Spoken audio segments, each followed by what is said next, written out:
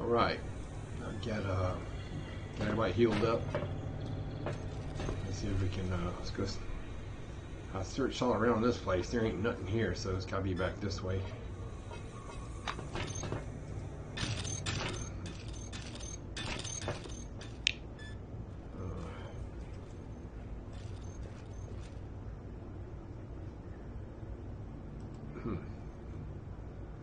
The holographic training simulation is still running. Pink silhouettes are walking their patrol, weapons ready. Looking over the terminal's half-shattered display, you realize the situation has become much more dire. The active program reports that the holograms are equipped to fire energy pulses, and their hits can be quite painful. After some time, you notice a group of temple novitiates. Like you, they're studying the hologram from a safe distance. They haven't spotted you yet. Call out to them. One of the clerics, presumably the leader, smiles placidly. Employee, we are here to observe. As you know, any interaction with Maelstrom can spiral out of control in an instant. The churchman glances back at his companions, then turns to you again. Surely your silence means yes. We will support you in battle. All right. So we got some, wow, look at all of them. Holy crap. So, that's a whole bunch of them. Headshot.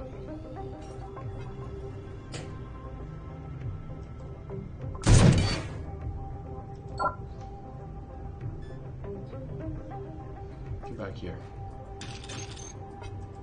Do you even know who you are? Yeah, Paul. Do we even know? Now I'll show him. Ouch. Ouch.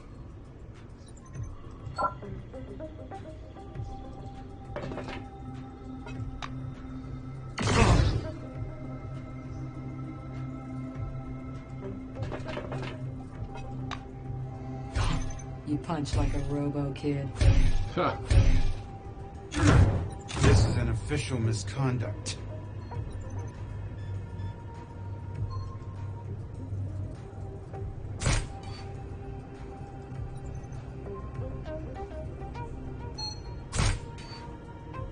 I'll distract him.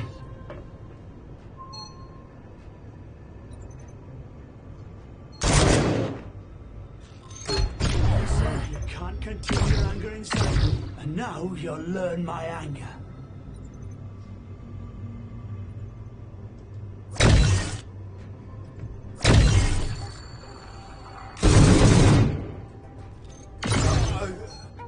It ain't good.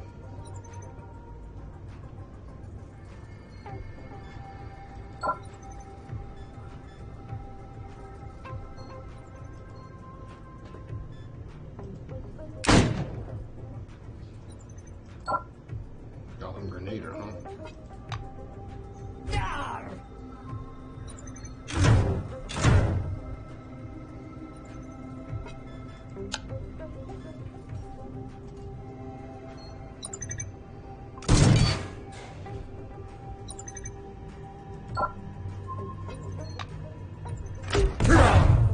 Come here, you dog shit.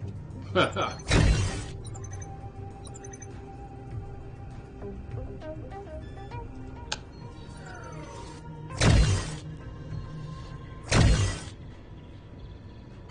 by the way.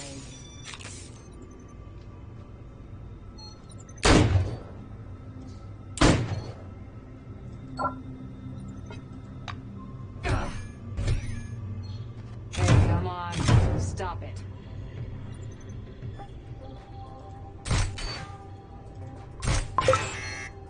Ow!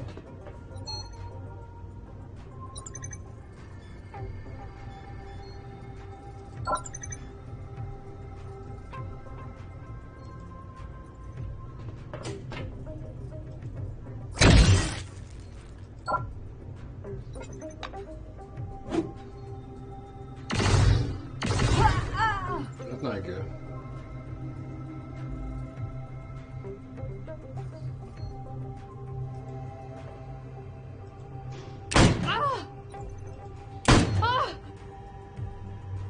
Don't touch me. I will.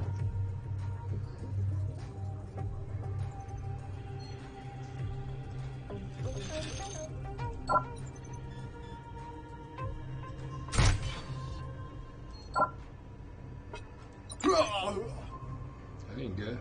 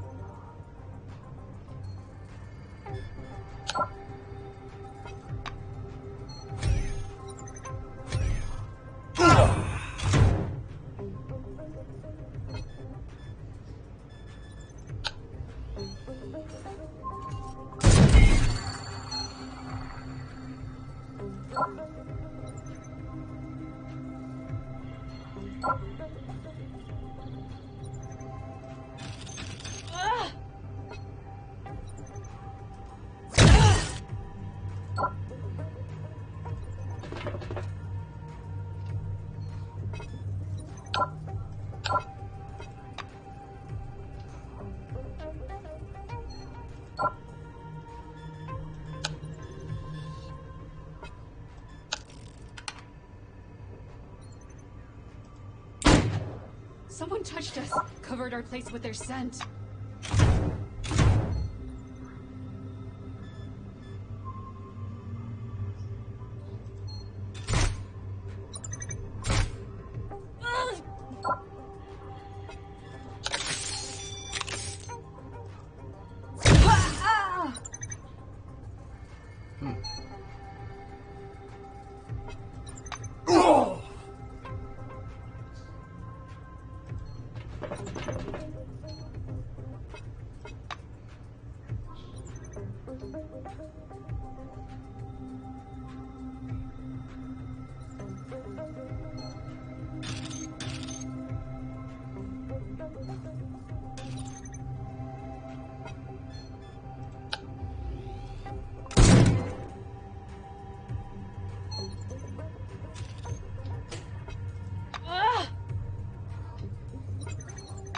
You're dead.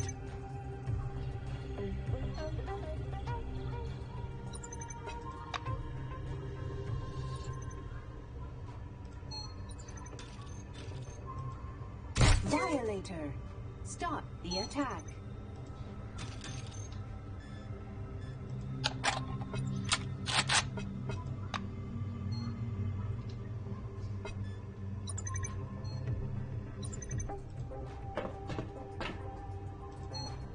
Structural damage located. I'll break you down.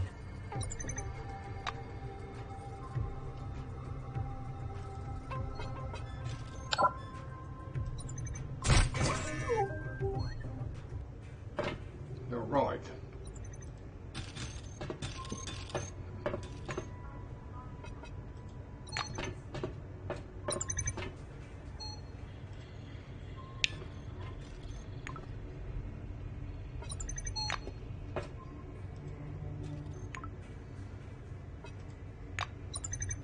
Everybody that's coming to help me is getting killed.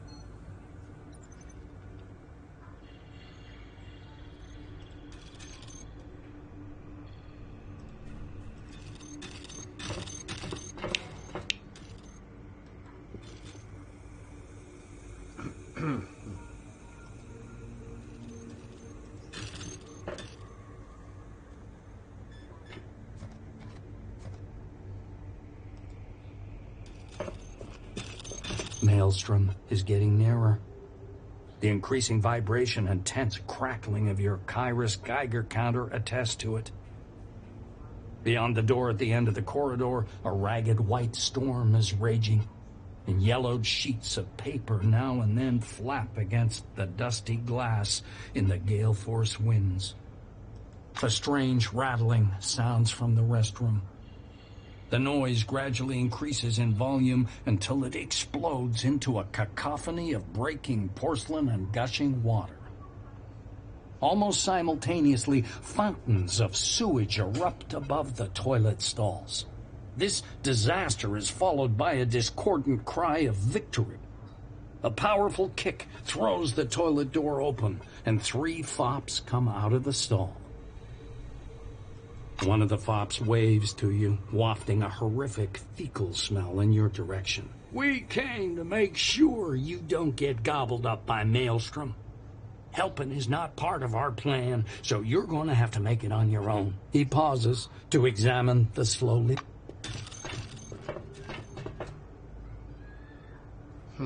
The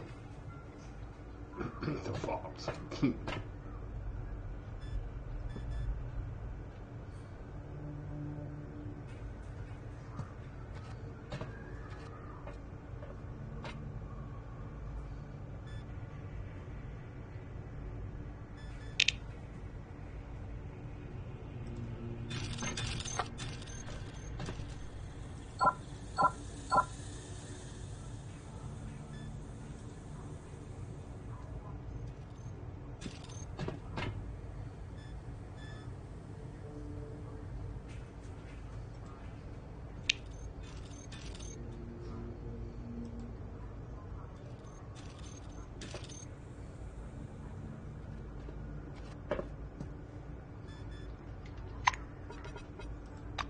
Save it here.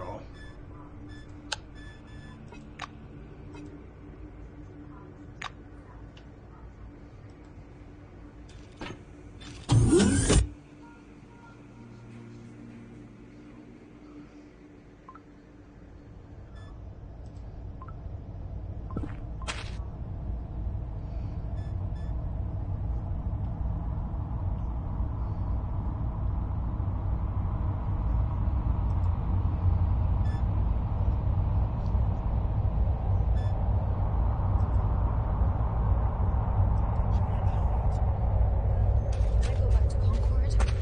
I really don't want to be anywhere near Mealstrom.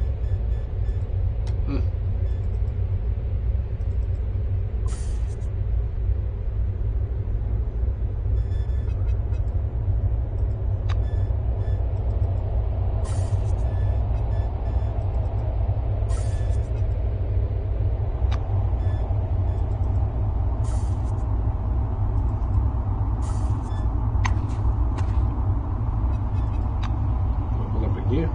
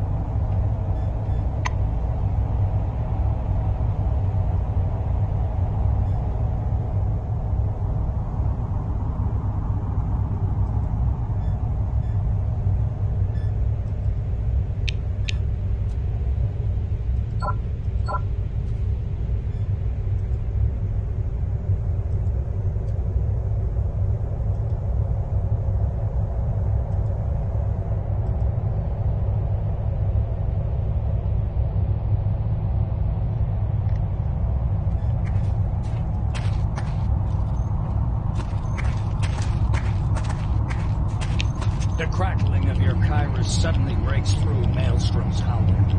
Pulsating purple waves ripple and flex in the glowing air as if boiling about the invisible border. You throw your head back to see Maelstrom lazily swirling directly above you, but an unknown anomaly is blocking your way. It's almost imperceptible, but probably extremely dangerous. You throw a bolt at the anomaly. It hops about in the air for a few seconds as if bouncing on an invisible trampoline, and then flattens as if crushed by a multi-ton press, and finally snaps in half. You circle around the anomaly. It's an irregularly shaped bubble around a dense, swirling void. The anomaly covers an area of about 30 square meters, and most of the landing capsule falls within its perimeter. That green rays flicker across the surface of the anomaly, outlining its spheroidal shape. Data scrolls up on your scanner display. Meat grinder. That's the end.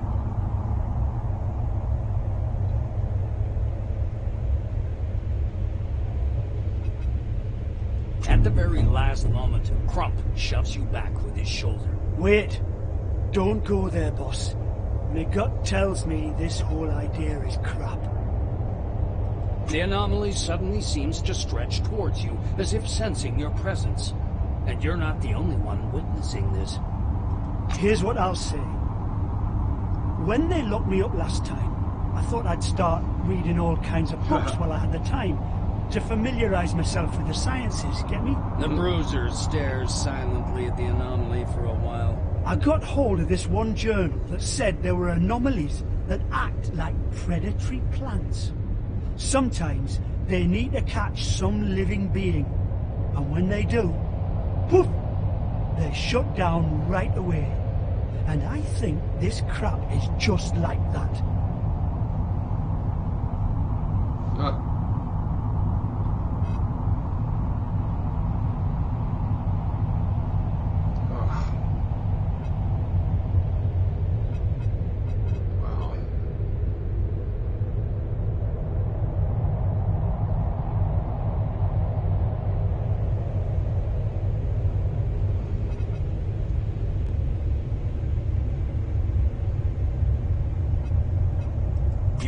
Decisively into the tensely vibrating bubble and feel the space around you fill with deafening silence.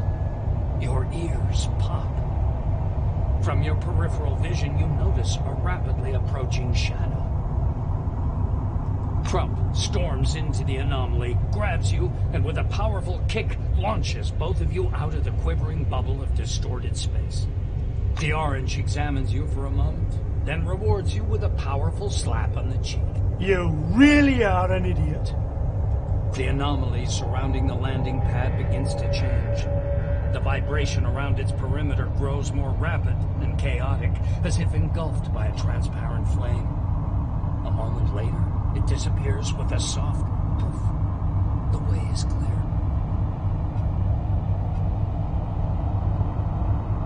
Katarzyna gazes after you in concern. Hey. Take care. All right? You look back at the ruins of the landing pad once more. A purple glow seems to have frozen in the air. Somewhere high above your head, the transport capsule's cables vibrate like giant guitar strings. Maelstrom is already near. All that remains is to take the last step.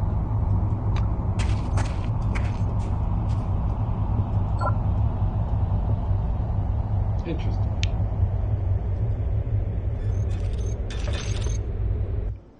Uh-oh.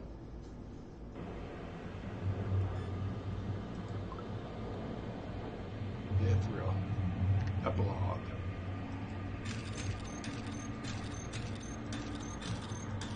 The Maelstrom, now weak and shrunk, is slowly spinning amidst the thick fog. It is restrained by the emulator's core broadcasting via the Maelstrom beacons, though still very dangerous. You touch it with your fingers for a split second, and a flow of information overwhelms you at once, stunning you for a few moments. Interesting. Listening carefully, you hear the familiar sound ingrained in your memory. Soft, rhythmic beats like heartbeats. You've already heard them while contacting the Maelstrom through the emulator, but they're much weaker and softer now. The surface of the Maelstrom unfolds slowly and as if reluctantly in rhythm with the beats. Your mind opens toward the white nothingness as if hanging in midair. And something living inside the Maelstrom, invisible but perceptible, freezes in front of you, awaiting your command. Run the dome clearing program. Ha ha ha. Switch off the Maelstrom, season its activity altogether. You order the Maelstrom to stop and cease functioning. It obeys reluctantly, its spinning growing ever slower, its signal fading. The plot line on your Kairos shows gradual reduction of any Maelstrom activity. But in the same time, a strange noise grows louder. The space around you is buzzing and quivering. The world before your eyes is turning into a white nothing.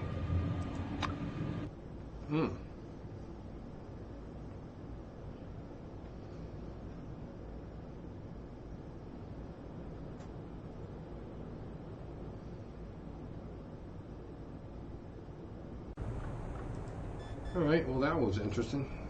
To put us back outside. Yoko looks at you with glowing blue eyes. Research mode. Senpai, your mission is complete. Explain to me what is customary to do in such cases. Will you go for recycling? To a long-term... The robo-girl nods. The answer is accepted. I know the expression, to retire. It means wasting resources for an aimless existence. Sounds absurd. I thought it was something called humor. Yoko's eyes change color. The robo-girl freezes for a couple of seconds, apparently analyzing the data array. From our travels, Senpai, I've come up with a pretty accurate picture of the world. Further studying of society seems... Senpai, I inform you that I am going to Magellan. Yoko walks away. Alright. Where's Crump at, bro? Where's my man Crump?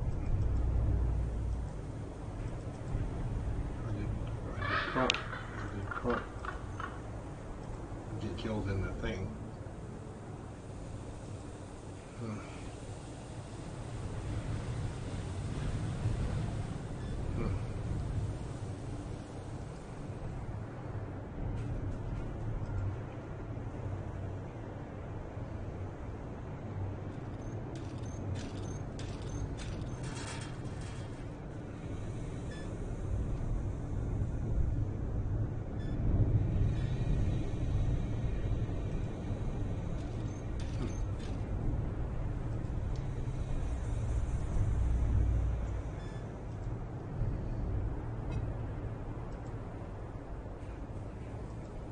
I bet I pissed everybody off by shutting it down without pick and choosing the side. Not now.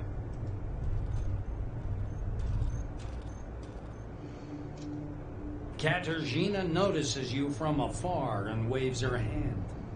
Dressed in a white lab coat, she looks utterly out of place and lost in the desert. You did it, right? I never doubted it for a sec. Well, that is, I doubted it, of course, but I knew you had a chance. I was waiting for your return. Belitskaya smiles awkwardly. The girl huffs warily. Can we have adventures in some civilized places? I seem to have hot food, clean water, and air conditioning. Although, I don't mind it anyway. Let's go. Okay, I'm coming with you. If you won't abandon me. I hope here my colleagues won't be looking at me the wrong way. Finally. Yellow dust is still hovering in the warm air, not yet settled down completely. Russo is standing near her tent, looking both peaceful and lost. I feel as if they've taken my favorite toy from me. I'm kidding. I'm glad you succeeded. Henrietta shakes her sleeve of the desert dust, laughing. Oh, I don't know. Buy another dozen pairs of colored socks. Learn how to play pool. Maybe start drinking out of sheer boredom. But seriously, we're under the dome. A scientist can always find something to do in such a place.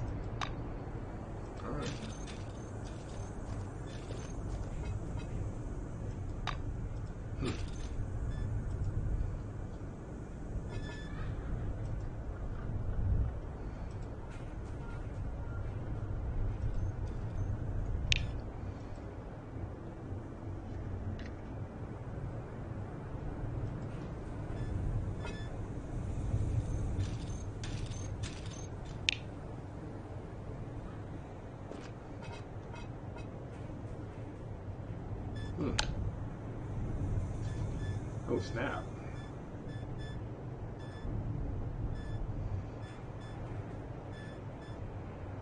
Okay.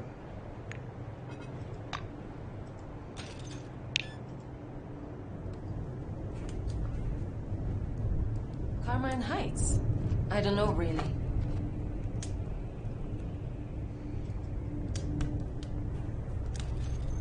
Not now. Both Johann's and Olivia's face. I just can't understand you. Johann shakes his head, disappointed. Olivia stabs you in the chest with her finger, furious. You merely exploited us. I hope you're happy with the outcome. Olivia throws up her arms angrily and goes away. Johann watches you, confused, and says nothing.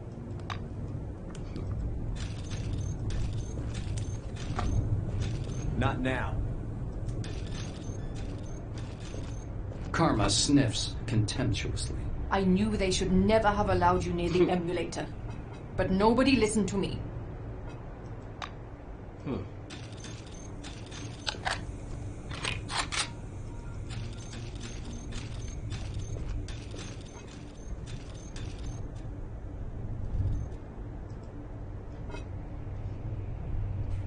Pissed me off. I'm gonna kill all these son of bitches. You're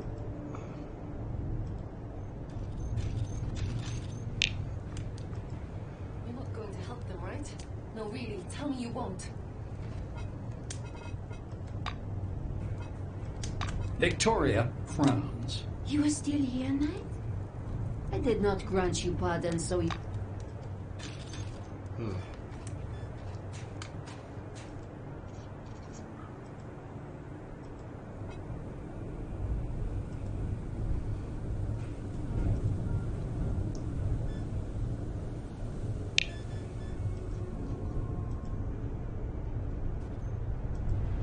I guess Crump died.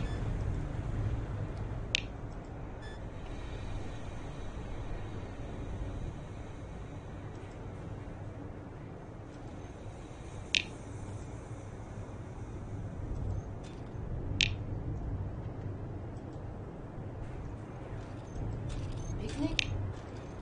Hopefully they will not become the next new committee. Sparrow looks at you with admiration. He punches his chest. Great. Now we're a team. Don't worry about Katarzyna. I must admit that at first I did not. Should we stop by? I miss the guys when they're big.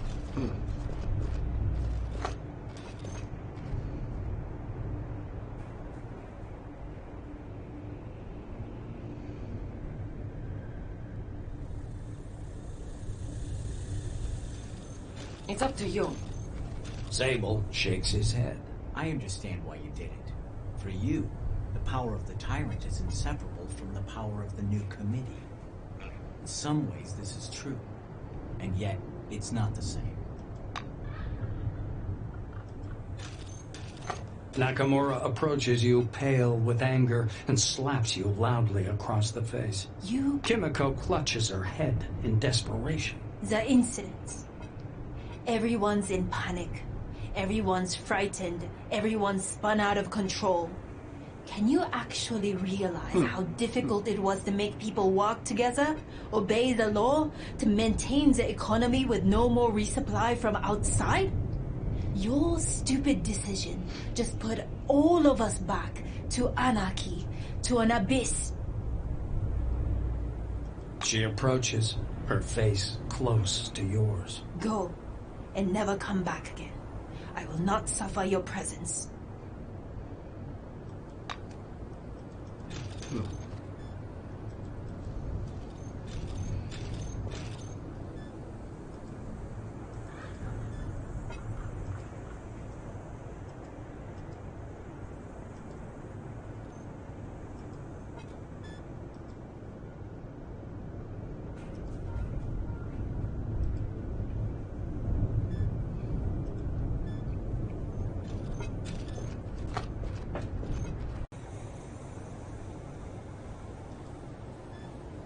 Yeah, so everybody's pissed off at me because I didn't choose no side. I just shut it down. Kind of like Escape from New York too, when he just shut everything, shut the satellite system down, all communication down.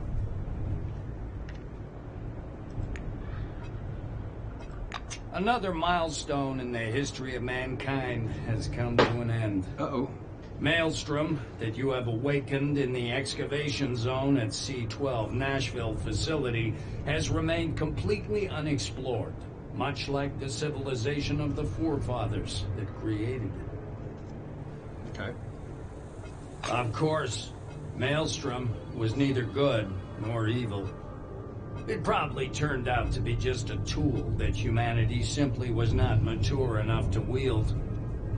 Perhaps it was a communication interface that tried to unite the minds of all the people under the dome. Or a security system that warned us against getting into contact with something unknown and dangerous. Or a creative force that transforms the world and awakens supernatural powers in some individuals. One thing is indisputable. Maelstrom, lost in its own creation, gave rise to your incredible mind. And once in your hands, it gave you the opportunity to change the fate of the world completely. Few receive such a chance, and naturally, you took it and made your choice. Whatever this gift of the forefathers really was, mankind was not ready for it. Dismissing it was the most rational decision. You strolled farther and farther away from the camp. The Maelstrom was gone, and the sky above your head was clear for the first time in several years. Your interference with the new committee caused a significant weakening of its position. The citizen controlling system was practically ruined. That caused a thaw in the organization's policy. Even the increasing pressure from Nakamura did not stop the democratization process. With the weakening of the new committee, Magellan weakened too. The regime remained the same, only the people became poorer and more miserable. Elections took place in Carmine Heights. The Reisners kept their position. Your help had a significant effect on the settlement, and the community learned its lesson. Peace among its members became the highest priority of its internal policy, and eventually led to the creation of the local parliament. The long-lasting, simmering conflict, which had been ruining the marriage of Johann and Olivia, gradually faded. The now wiser spouses managed to build a balanced settlement, combining both powerful scientific potential and productive agriculture. With the passage of time, Carmine Heights managed a small but technically equipped army to protect the Republic from invading forces. Zemeckis' embarrassment from losing the elections in Carmine Heights didn't last long. Hieronymus channeled all his passion toward transforming the Phalanx, trying to turn it from a private mercenary army to something bigger. One could say he failed. The false database you gave him did not allow Zemeckis to lure the new committee's key employees away, which was necessary to develop the Phalanx's own scientific projects. The Phalanx remained a community of mercenaries. The pocket country created by Hieronymus decayed gradually, becoming totally unpopulated after a couple of decades. Zemeckis himself died in 1999 after a long illness, seeing for himself both the rise and fall of the Phalanx. Your actions concerning the church were somewhat contradictory, and so played no significant role in its fate. The organization existed for many years, reaching its full potential in 1993, a couple of years before the abbot's death. As for the picnic neutral zone, it degraded slowly for many years. Your help proved to be not enough to provide its autonomy. Victoria was furious when she realized control over Maelstrom had slipped from her grasp. Led by their queen, the FOP's army roamed the dome for many years, attacking patrols, caravans, and occasionally travelers.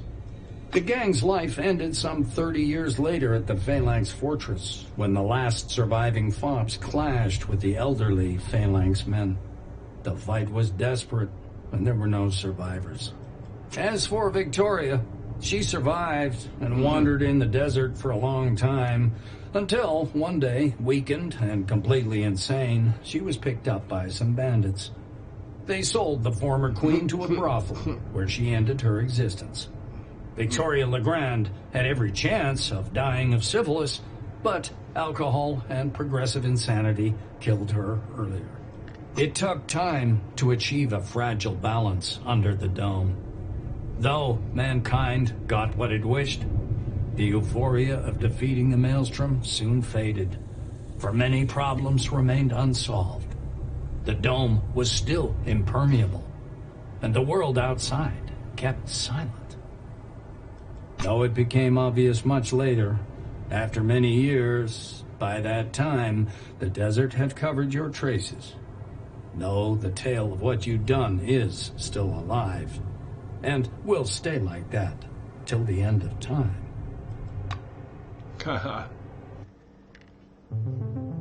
Oh, pretty cool, man. Alright, well that was the end of that game. That was a good game. It really